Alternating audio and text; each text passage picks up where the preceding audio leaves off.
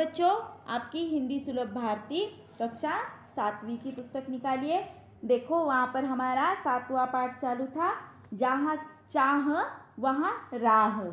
तो पिछली वीडियो में हमने देखा था कि दामिनी कहती है कोशिश करने वालों की हार नहीं होती।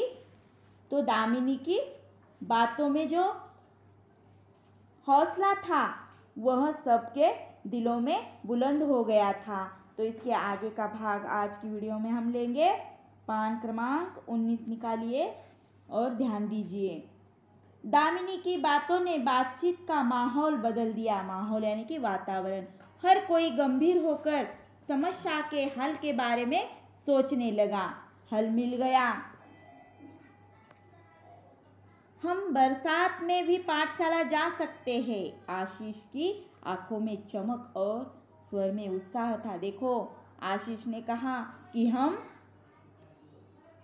बरसात के मौसम में भी पाठशाला जा सकते हैं। सब बच्चों ने कहा, कैसे? सबने एक साथ पूछा। हम नाले पर पुल बनाएंगे। पुल। मित्रों के स्वर में आश्चर्य को भांपकर आशीष ने आत्मविश्वास पूर्वक उत्तर देते हुए कहा, हाँ, पुल। विज्ञान की पुस्तक में हम सबने पुल की जानकारी पढ़ी है। जब कभी शहर गए हैं, बड़े बड़े पुल देखे भी है। अंतर्जाल से हम जानकारी भी प्राप्त कर सकते हैं। अंतर्जाल यानी कि नेटवर्क। गांव का नाला बहुत ज़्यादा चौड़ा नहीं है। हमें लगभग 10 फीट का पुल बनाना होगा। पुल बनाने का विचार जंगल की आग की तरह यसंबा गांव में फैल गया। हर व्यक्ति इस विचार और विद्यार्थियों के हौसले की प्रशंसा कर रहा था।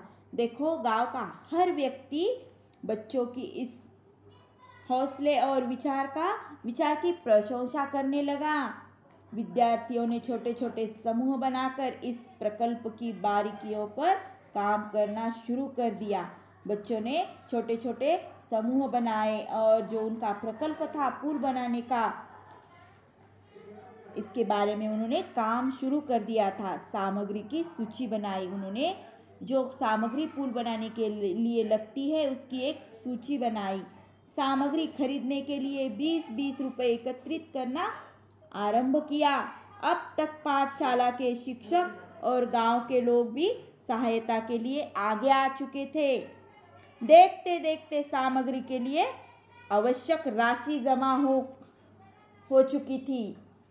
अभी क्या, जो पुल बनाने के लिए उन्होंने सामग्री इकट्ठा की थी उसके लिए पैसे लग रहे थे। 20-20 रुपए उन्होंने जमा किए थे, तो पूरी रकम उनकी जमा हो चुकी थी। बुजुर्गों का अनुभव, युवाओं की शक्ति, विद्यार्थियों का उत्साह, सब साथ मिलकर काम कर रहे थे।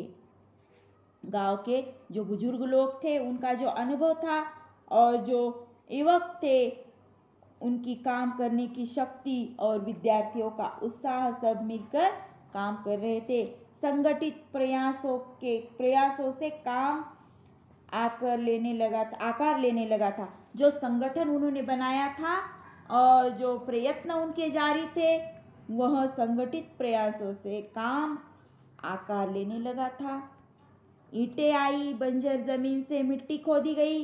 गांव के छगन बाबा नामक एक बुजुर्ग ने प्रचुर मात्रा में रेत उपलब्ध करा दी।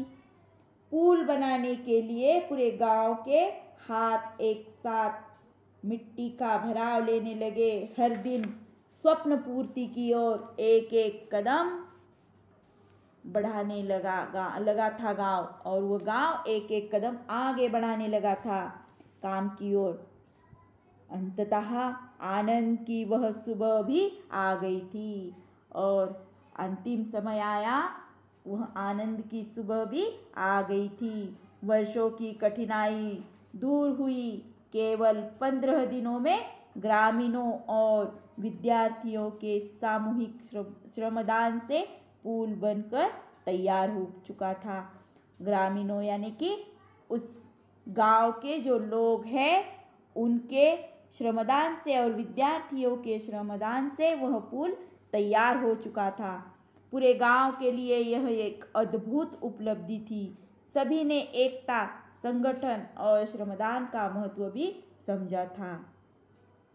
बरसात में इस बार भी नाले में पानी भरा था, पर विद्यार्थी हंसते खेलते पुल से पाठशाला की राह जाने लगे।